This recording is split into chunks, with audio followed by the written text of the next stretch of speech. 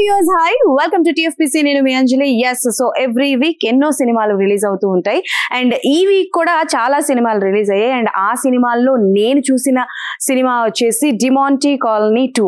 Oh my god, Demonte Colony movie first time నేను చూసినప్పుడు వామ్మో ఏంటిది అసలు, ఏంటుంది మూవీ అర్థం కాలేదు, కన్ఫ్యూజన్ ఇది అది అనుకున్నా. అండ్ ఫస్ట్ మూవీ చూసిన తర్వాత ఐ థాట్ దట్ అయిపోయింది, ఇక డిమాంటీ కాలనీ ఉండదు అని అనుకున్నాను. కానీ బట్ డిమాంటీ కాలనీ 2 చూసిన తర్వాత ఆమె బిగ్ ఫ్యాన్ ఆఫ్ డైరెక్టర్ గారు అనమాట. బికాస్ రీసెంట్ టైమ్స్లో వచ్చిన సినిమాస్లో screen play is very very important, మనందరికీ తెలుసు. అండ్ నాకు రీసెంట్ టైం వచ్చిన సినిమాస్లో చాలా బీభత్సంగా ఫ్యాన్ అయిపోయాను స్క్రీన్ ప్లేకి అని అంటే ఒకటి మహారాజా, మన విజయ్ సేతుపతి గారు చేసిన సినిమా అనమాట. ఆ తర్వాత నాకు స్క్రీన్ ప్లే బాగా నచ్చి అరే ఏంటిది ఇలా ఏం చేశారు అని బాగా నచ్చిన సినిమా డిమాంటీ కాలనీ 2 అనమాట. డిమాంటీ కాలనీ ఫస్ట్ హాఫ్లో ఎక్కడ నుంచి తీసుకెళ్ళి డిమాంటీ కాలనీ 2కి అంటే లైక్ కనెక్ట్ చేయడం అన్నది జరిగింది. That was literally awesome. కొన్ని సీన్స్ అయితే ఇట్లా గూస్ బంప్స్ తెప్పిస్తాయి అనమాట.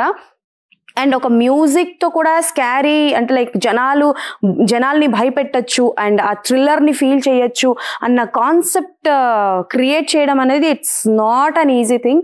అండ్ డిమాంటీ కాలనీ 2 చూస్తున్నంతసేపు కూడా లైక్ కొంచెం డెఫినెట్లీ కొంచెం డ్రాగ్ అన్నది ఉంది.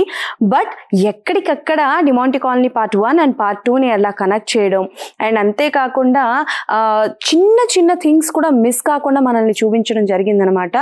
చాలా బాగుంది అండ్ మంచి ట్విస్ట్లు కూడా ఉన్నాయి అందులో.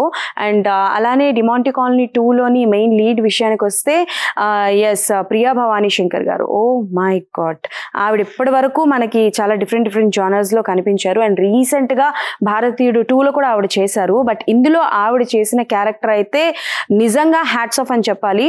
Some action sequences are there, ఆవిడకి లిటరలీ దెబ్బలు కూడా తగిలినాయి అనమాట. సో ఒక సీన్లో ఎక్కడో ఆవిడకి ఇంజురీ కూడా అయిందంట, బట్ ఆవిడ ఇంటికి వెళ్ళి చూసినంత వరకు ఆవిడకి తెలియలేదంట. సో అంత బాగుంది and some action parts are there and VFX అయితే ఉంటుంది భయ్యా, పేక్స్లో ఉంటుంది. ప్రీ క్లైమాక్స్ సీక్వెన్స్ ఉంటుంది ఒకటి అండ్ టిబెటియన్స్తో ఉంటుంది అనమాట ఆ ఫైట్ అన్నది. దాట్స్ అన్ ఆసమ్ థింగ్ అనమాట. సో మ్యూజిక్లో చాలా ప్లసెస్ ఉన్నాయి, screen play plus story plus and అలానే ఒక డిమాంటీ కాలనీ, నేను లైక్ డిమాంటీ హౌస్ అనేది ఉంది, ఆ కాలనీ ఉంది మనందరికీ తెలుసు. ఆ ఒక్క పాయింట్ని తీసుకొని 2 రాయడం అనేది ఇది అంటే like it's not an easy thing. And అలాగే మనకి పార్ట్ 3కి కూడా ఆయన ఒక లీడ్ కూడా వదలడం జరిగిందనమాట. అండ్ అలానే కథ మొత్తం చెప్పేస్తే ఆ థ్రిల్ అనేది మీరు మిస్ అయిపోతారు. కాబట్టి డెఫినెట్లీ అందరూ థియేటర్స్కి వెళ్ళి ఈ మూవీ చూడండి, నాకైతే బాగా నచ్చింది. అండ్ డెఫినెట్లీ మ్యూజిక్తో అలా కూర్చోబెట్టేస్తారు, ఇంటర్వెల్ బ్యాంగ్ అయితే అద్రిపోతుంది.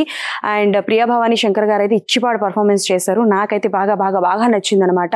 అండ్ బీజిఎం అయితే లిటరలీ చెప్తున్నాను కదా, మీరు భయపడతారబ్బా, లిటరలీ భయపడతారు కొన్ని సీన్స్లోనైతే.